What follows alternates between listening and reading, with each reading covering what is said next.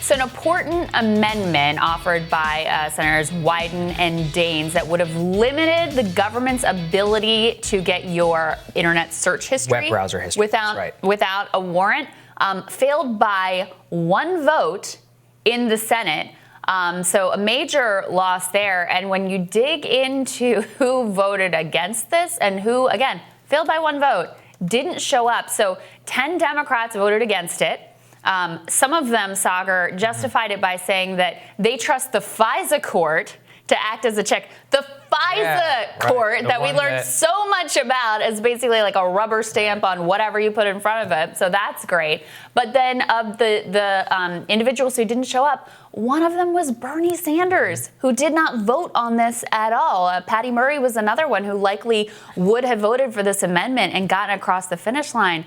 Very disappointing. Yeah, I mean, Jeremy Scale points it out there correctly, which is that if Bernie had showed up, then the vote would have gone differently, and this thing would have been defeated. They needed exactly 60 votes, so they needed 60 senators to approve it for the amendment to pass, and that by him not showing up. Now, I mean, let's think about this, which is that law enforcement officials do not need a search warrant to obtain your internet search history and web browsing. I mean, that is like a fundamental, very personal, online personal stuff. Yeah, think about that. I mean, and again, this was a bipartisan amendment from Steve Daines and from Ron Wyden and privacy hawks here. Now, look, they got some privacy things attached, but this is one of the core things, which is here we are.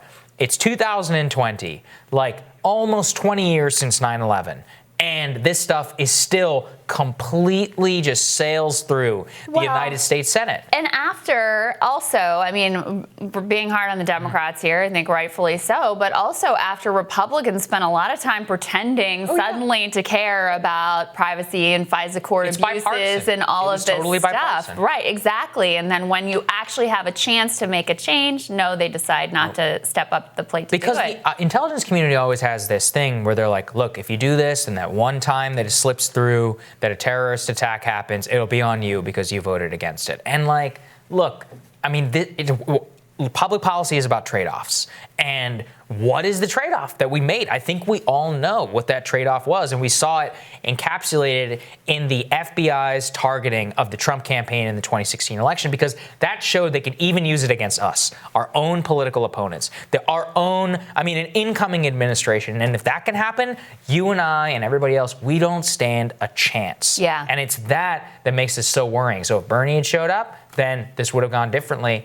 I think it's unconscionable. I'm glad that Jeremy Scale put him on blast, because it could have completely changed the game. It's very disappointing because, I mean, think about what the government could have access to in that information. Right. I mean, think of like the most embarrassing thing that you've ever pulled up. Like all of us have, of course, and what they can use against you. They don't even need a warrant. Right. They can just put it in something and leak it and embarrass you for the rest of your life. That's what they can do to you. This is Hoover level stuff. It is Hoover level stuff. That's exactly right. And that you don't take that seriously. For the ones who voted against it, that you don't see that as a threat to people's privacy and basic like individual liberties, and then to not even bother to show up, it's just deeply disappointing. And I don't think we've had any response yet from his office on why he wasn't there, why he didn't vote for this particular amendment. But as I said, it's very disappointing. Certainly.